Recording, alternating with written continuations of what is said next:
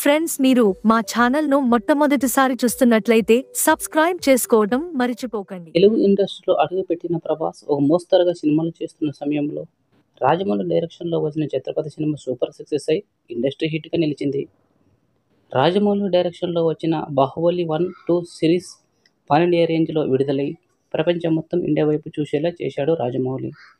బాలీవుడ్లో చాలామంది బడా హీరోలు ఇండియాని ఏలారు. వారు సౌత్ సినిమాలపై చాలా చిన్నచూపు చూశారు. బాహుబలి వచ్చిన తర్వాత తెలుగు ఇండస్ట్రీ గురించి, రాజమౌళి గురించి అందరూ చెప్పుకునేలా చేశారు. బాహుబలి రిలీజ్ టైంలో బాలీవుడ్లో చాలామంది నెగిటివ్ కామెంట్స్ చేసి సినిమాలు బాగాలేదని స్ప్రెడ్ చేశారు. వాటన్నిటినీ బాహుబలి ఎదుర్కొని ఇండియాలోనే నెంబర్ 1 ప్లేస్లో నిలిచింది. రాజమౌళి ప్రభాస్ బాలీవుడ్ హీరోలను కోలుకునే విధంగా దెబ్బ కొట్టాడు.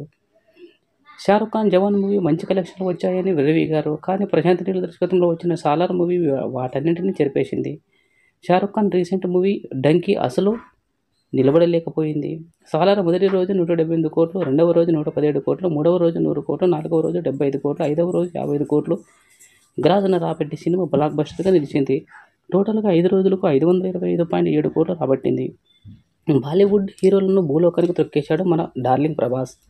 మంచి హిట్ ఇచ్చిన ప్రశాంత్ నీల్కు ప్రత్యేకంగా కృతజ్ఞతలు చెప్పుకుంటున్నారు డార్లింగ్ ఫ్యాన్స్. ఈ సినిమా ఇంకా ఎంత కలెక్షన్ రాబడుతుందో కామెంట్ చేయండి. మీకు నా వీడియో నచ్చితే లైక్ చేసి సబ్స్క్రైబ్ చేసుకోండి.